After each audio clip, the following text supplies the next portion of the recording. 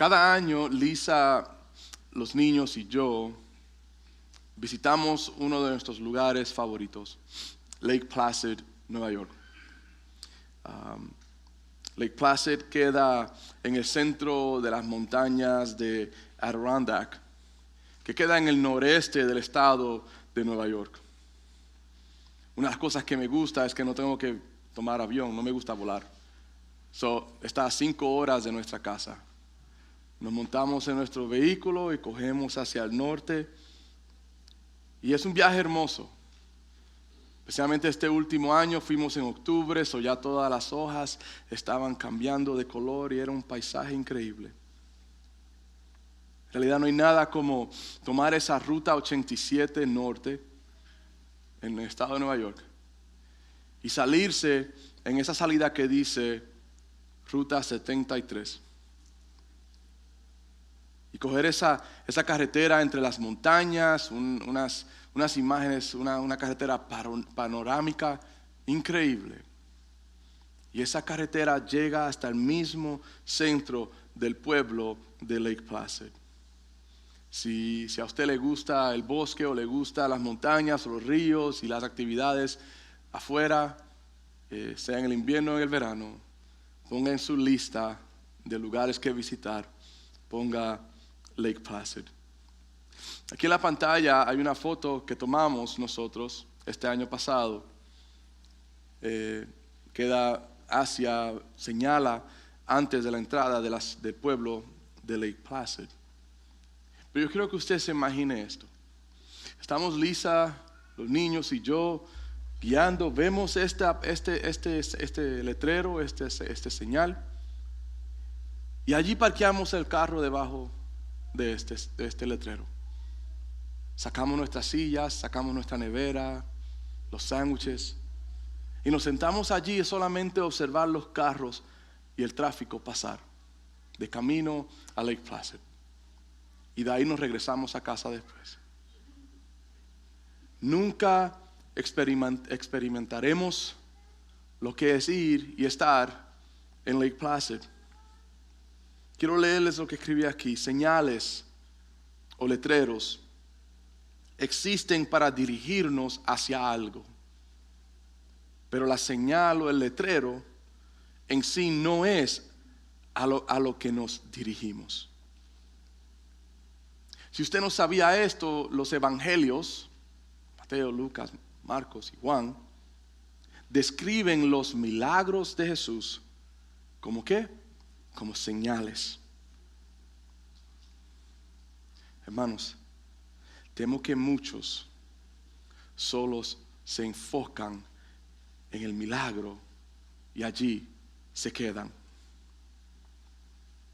olvidando de que el milagro es una señal dirigiéndonos a algo mucho mayor, a algo más importante, dirigiéndonos a la persona de Jesús. La realidad yo creo que es esta, hermanos. Milagros hoy en día señalan al hombre, la fama de algunos y la necesidad de otros. ¿Qué quiero decir con esta frase? Es que el centro de milagros ha venido a ser el hombre. Algunos lo buscan para su fama, para que la gente lo puedan poner en pedestales. Y otros buscan los milagros simplemente por la necesidad de ellos. Si usted nota hoy en día, todo lo que vemos es gran promociones de campañas de milagros. He visto hasta en los medios sociales, he visto servicios de poder y milagros. Promociones de la nueva persona que viene a la ciudad o viene al pueblo y vengan y vean los grandes milagros. Sí, hermanos, lo que tenemos hoy en día es esto: entretenimiento, presentaciones, artistas, y como el pastor A.W. Tozer una vez dijo, tenemos magos religiosos. Vivimos en tiempos, hermanos, donde contemplamos más los milagros que al Dios de los milagros. Se lo voy a leer de nuevo. Vivimos en tiempos donde contemplamos más los milagros que al Dios de los milagros. Ya yo sé, pastor, usted no cree en lo sobrenatural. Yo sé, pastor, usted no cree en los milagros. En esta mañana yo te digo, yo sí creo en los milagros. Yo creo en los milagros que dirigen a Cristo. Y solamente Cristo. Yo personalmente creo en las palabras sabias del escritor y el teólogo y pastor Leonard Ravenhill.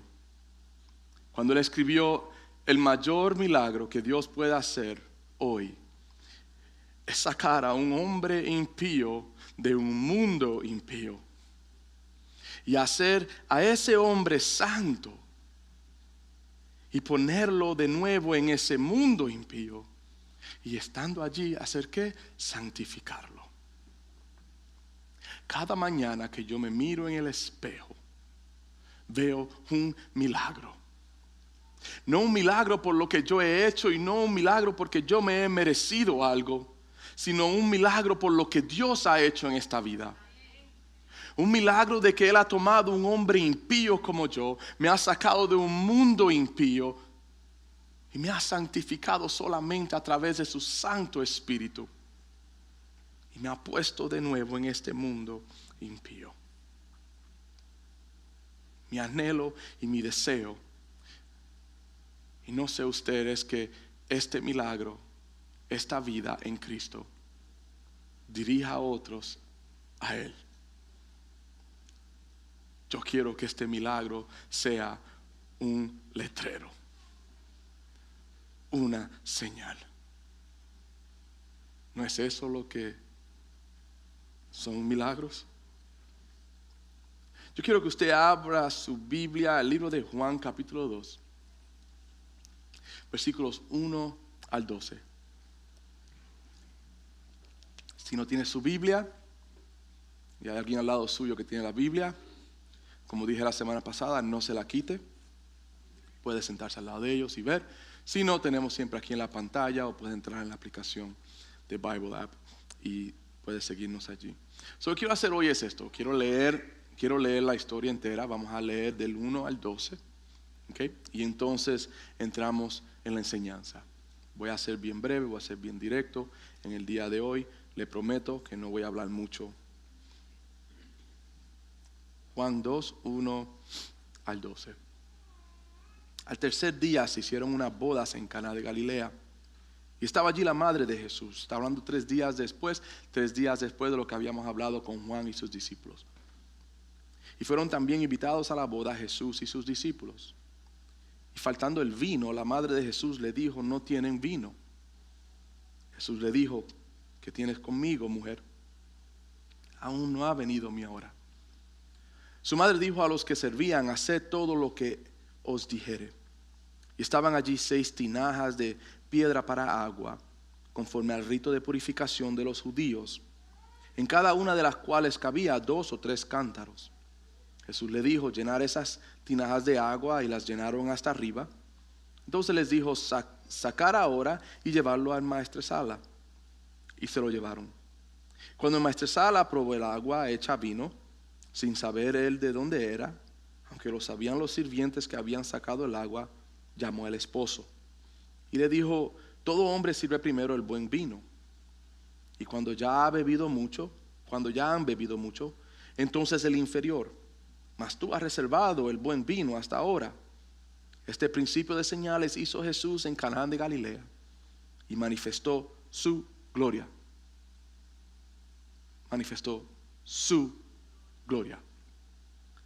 Y sus discípulos, ¿qué hicieron? Creyeron en él. Después de esto descendieron a Capernaum, él, su madre, sus hermanos y sus discípulos, y estuvieron allí no muchos días. Podemos ir en diferentes direcciones con esta enseñanza, pero yo solamente quiero hablar hoy en 3 claves, 3 verdades muy importantes que vemos en Juan capítulo 2, versículos 1 al 12. 3, bien simples. Si usted toma notas, los vamos a tener aquí también en la pantalla. La verdad número uno que quiero que veamos es sumisión a la voluntad de Dios.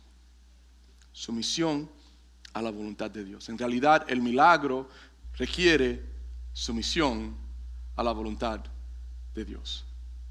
Juan capítulo 2, versículos 3 al 5, decía, faltando el vino, la madre de Jesús le dice a él, no tienen vino. Y no voy a entrar en todos los detalles, qué hacía María, qué hacían ellos allí, quién era la boda, creo que no son puntos muy importantes para hoy. Versículo 4 le dice, Jesús le dijo a María, ¿qué tienes conmigo, mujer? Aún no ha venido mi hora. Su madre dijo a los que servían, haced todo lo que os dijere. El plan de María era diferente al plan de Jesús.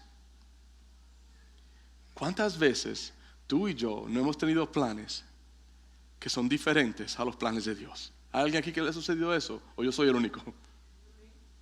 Pero yo quiero que usted analice cómo reaccionamos a nuestros planes, ser diferentes a los planes de Dios. Pues algunos de nosotros lo que hacemos es comenzamos a argumentar con Dios. Le peleamos a Dios.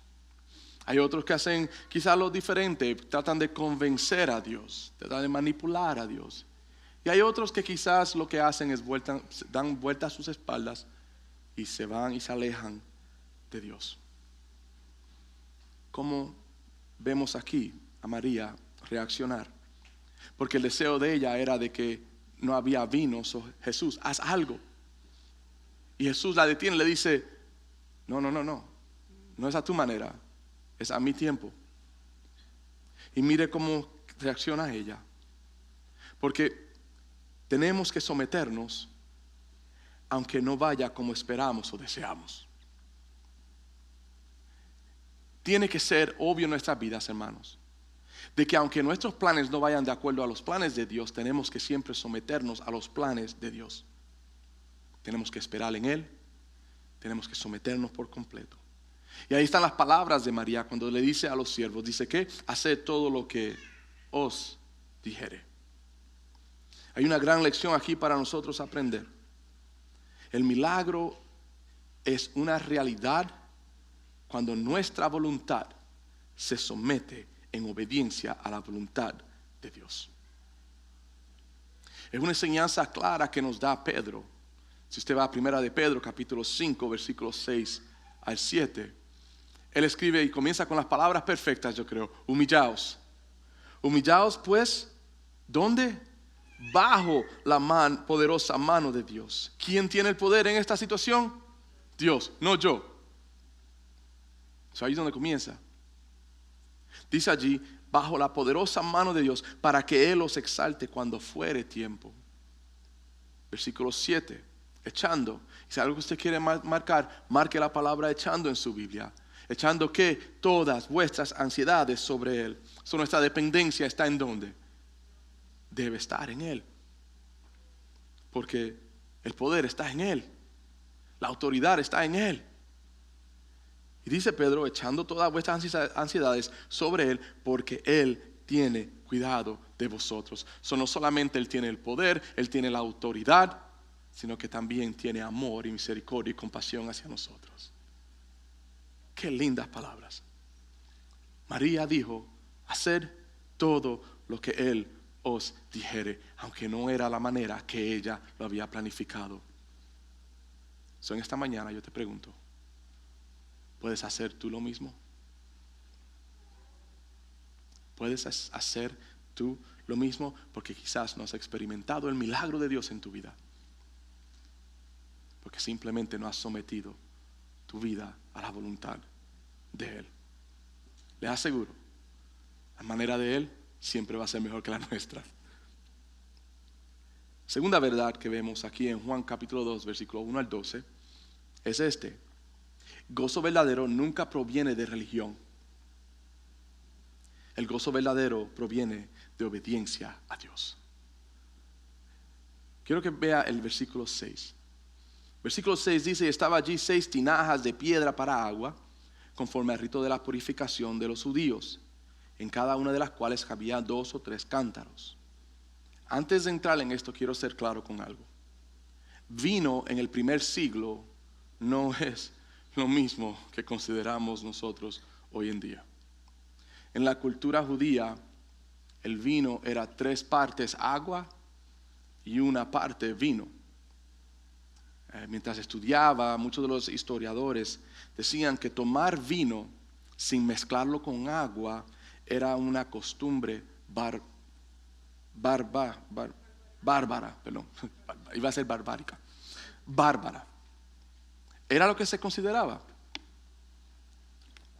Una persona que simplemente tomaba vino sin mezclarlo con agua. Otro punto muy importante con respecto al vino en la cultura judía era que no toda agua era buena para tomar. No había el sistema que tenemos hoy en día, y con todo eso hoy en día hay que tener cuidado porque todavía el agua no es buena para tomar. Pero habían diferentes formas de asegurarse de que esa agua estaba buena. Obviamente una de las maneras era hirviendo el agua, pero hervir el agua tomaba demasiado tiempo. También en esos tiempos existían diferentes tipos de filtros, pero no es lo que tenemos hoy en día. Y el otro método de poder hacer el agua segura para tomar era mezclarla con vino. Tomar vino era algo común en la cultura judía por muchas de estas razones. Antes de seguir, quiero estar seguro que usted no piense, no, pastor, yo me tomo mi vino porque Jesús hizo vino en la boda. Tenga mucho cuidado con eso, porque está fuera de contexto. Mezclo 3 partes de agua y 1 parte de vino, me imagino. Pero quiero considerar 2 cosas en este versículo 6. Y necesito que me siga bien porque va a ciertas partes aquí. Quiero que usted piense en las 6 tinajas de agua. Visualice en su mente 6 tinajas de agua. ¿Y para qué eran esas 6 tinajas? Esas 6 tinajas eran, como dice el versículo, conforme al rito de ¿qué? De la purificación de los judíos. Los judíos continuamente se lavaban las manos cuando iban a comer, cuando entraban, cuando salían. Para ellos esto era mantenerse ritualmente limpios. Lo que veo aquí es que estas 6 tinajas representan rituales. Estas 6 tinajas representan religión. Y noto algo muy interesante. ¿Están qué? Están vacías. La religión, los rituales, siempre te van a dejar vacíos. Lo que veo es la representación de estas 6 tinajas, es satisfacción en rituales religiosos. Y esto todavía existe hoy en el cristianismo de hoy. El otro que yo quiero que usted considere es el vino. Vemos 6 tinajas vacías representando religión, satisfacción en rituales religiosos. Y vemos el otro, el vino. El vino a través de la Biblia siempre ha representado, o una de las cosas que representa o simboliza es gozo. Mira lo que dice el libro de Eclesiastés, capítulo 9, versículo 7. Dice, anda y come tu pan con gozo y bebe tu vino con alegre corazón. Hay una razón que hay este gozo, eso que dice el versículo, porque tus obras ya son ¿qué? Tus obras son agradables a Dios. Le hago una pregunta a usted. ¿Qué agrada a Dios? ¿Usted alguna vez ha hecho esa pregunta? Usted, sinceramente, ¿se ha sentado usted en su casa algún día solo, en el sofá o en la mesa y decir, man, what really pleases God? ¿Qué verdaderamente agrada a Dios? Porque ¿no sería bueno hacer lo que agrada a Dios? Mire lo que dice Samuel, 1 Samuel, capítulo 15, versículo 22. ¿Right? Y aquellos que están en Explora la Biblia ya saben lo que estoy hablando. Y Samuel dijo, mire la pregunta, ¿se complace Jehová tanto en los holocaustos y víctimas, en otras palabras, en los rituales, como en que se obedezca a las palabras de Jehová? Y aquí está la respuesta a la pregunta. Ciertamente el obedecer es mejor que los sacrificios, y el prestar atención en la grosura de los carneros. Ahora, vamos a traer todo esto junto para poder asimilarlo y aplicarlo a nuestra vida. Vemos en este milagro 6 tinajas que estaban ¿qué? Vacías. 6 tinajas que representan ¿qué? La satisfacción en rituales religiosos, porque se lavaban las manos, pensaban que eran más limpios que todos los demás. Y esto lo vamos a estar viendo a través de la vida de Jesús en estas próximas semanas. Vamos a verlo en los fariseos, vamos a verlos en el pueblo judío. Todo el mundo siempre se enfocaba en ¿qué? En los rituales y ser satisfechos a través de estos rituales religiosos. Pero Dios no se agrada en eso, nos dice la palabra. En realidad Pedro nos dice que debemos ¿qué? Debemos humillarnos, debemos ponernos bajo la mano poderosa de Dios, porque Él solamente es el ¿qué? El que podemos depender de Él. Y después vemos también en Eclesiastés que nos dice que nos debemos alegrar. Debemos alegrarnos, debe haber gran gozo en nosotros. ¿Por qué? Porque hemos agradecido, vivimos vidas que agradan a Dios. Y no es algo que solo sale de nosotros, sino solamente una obra que el Espíritu Santo hace en nuestras vidas. Entonces, nuestra pasión debe ser vivir vidas que agraden a Dios. ¿Cuál es tu pasión? El gozo verdadero solamente va a venir cuando tú vives tu vida conforme a la voluntad de Dios. Es el punto que he hecho. La religión no va a traer gozo a tu vida.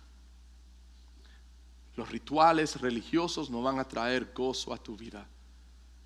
No vas a hallar satisfacción en la religión, hermano.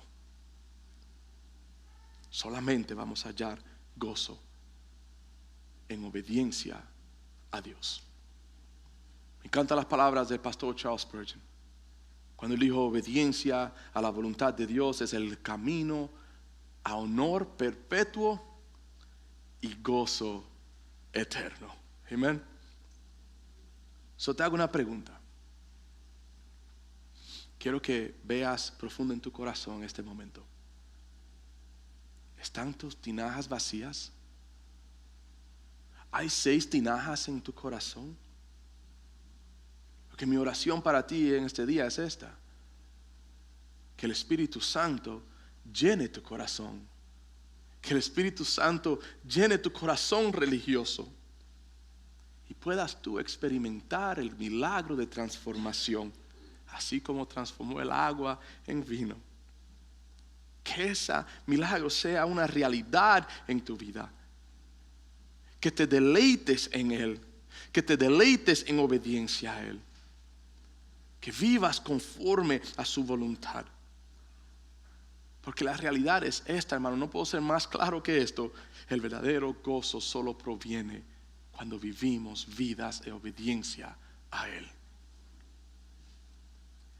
La tercera verdad que vi en Juan capítulo 2, versículo 1 al 12, es: el propósito principal del milagro es mayor ¿qué? Dependencia en mí mismo. No. Dependencia en Dios. Vayamos al versículo 11. Vamos a ver el versículo 11. Versículo 11 dice: este principio de señales, obviamente ya leí la historia, usted sabe qué sucedió, right? El agua se convirtió en vino, la dan, celebran, wow, tremendo, el mejor vino lo sacaron al final, pero los que servían el vino y los discípulos sabían qué es lo que había sucedido. Dice, en este principio de señales hizo Jesús en Caná de Galilea. ¿Y qué hizo? Y manifestó su gloria, y sus discípulos creyeron en Él. El milagro que pudieron experimentar o ver los discípulos, pudieron ver a través de este milagro la gloria de Él. Sus discípulos en este momento creen en Él, dice la palabra. No solamente estoy repitiendo lo que está allí. Creen en Él como el Mesías. Me imagino en la mente de estos 5. Si usted lee antes en el capítulo 1, usted va a ver, son 5 de ellos que están allí. Puedo imaginarme en la mente de ellos la voz de Juan el Bautista como un eco en sus mentes. He aquí el Cordero de Dios que quita el pecado del mundo. Me imagino ese eco allí y ellos con sus propios ojos observando a Jesús hacer un milagro tal como este. Este milagro reveló a ellos la autenticidad de Cristo, que Él sí era el Mesías. Y no solamente reveló eso, sino que reveló su autoridad y reveló su poder. ¿Y qué sucedió? Lo vamos a estar viendo no solamente aquí, sino a través de los próximos 3 años que van a estar ellos con Él. Ellos al creer, ahora se adhieren a Jesús. Ahora ellos confían en Jesús y ahora ellos dependen en Jesús. El milagro es para que tú y yo podamos vivir vidas en dependencia total de Él. Humillaos bajo la mano poderosa de Dios. Pero es triste, hermanos, que quizás muchos aquí hoy no han experimentado una dependencia total en Dios. Temo que algunos de nosotros dependemos en ciertas áreas de nuestra vida a Dios. Y las otras todavía las mantenemos nosotros en nuestras manos en control.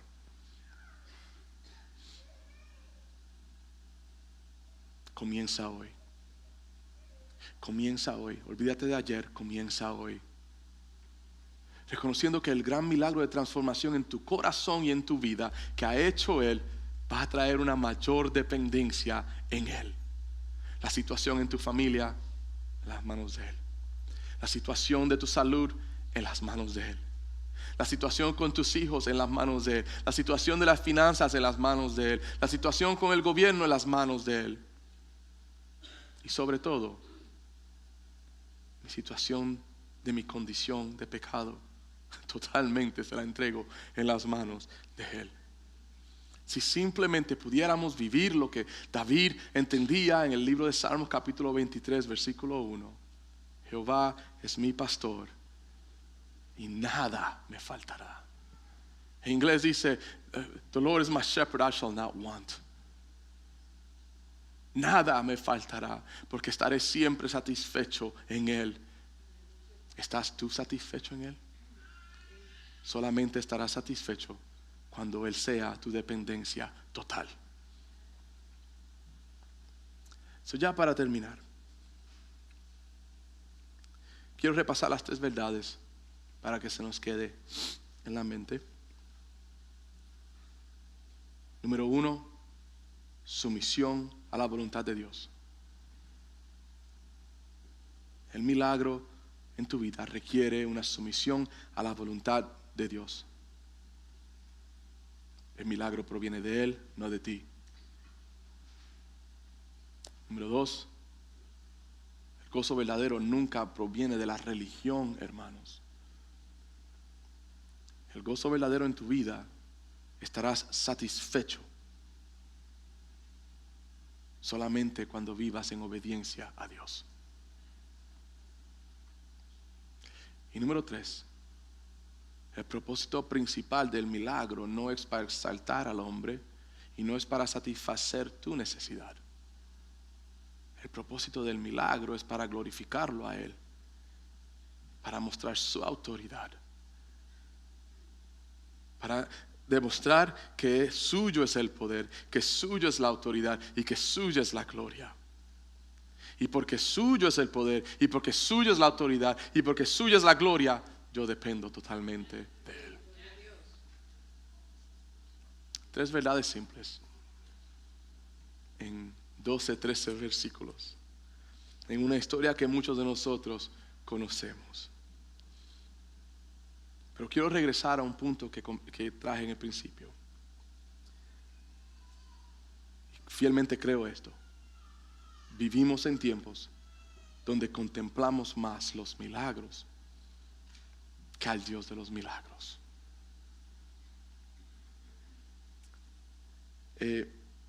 Mientras estudiaba, estaba compartiendo con Lisa. Solo le voy a dar el crédito a Lisa. Si usted la ve, deja saber el crédito. estaba yo compartiendo la enseñanza con ella, como hago a través de la semana, siempre comparto con ella. Y ella me dice, mientras estoy dándole los puntos, ella me dice, oh, no, I got a song for that. Ella siempre tiene una canción para todo. Y pues ella me dice, esta canción, bla, bla, bla, y me enseña las letras de la canción, y yo digo, wow, that's perfect. I have to end with that. Uno cuando prepara el bosquejo dice, no, tengo que terminar con eso. Y pues eso es lo que quiero compartir con ustedes y con esto los dejo. All right. Natalie Grant, no sé cuántos de ustedes conocen Natalie Grant, escribió un tema que se titula Más que nada, More Than Anything. Escucha la canción después, no ahora, por favor, después. Pero quiero compartir con ustedes partes del coro de la canción.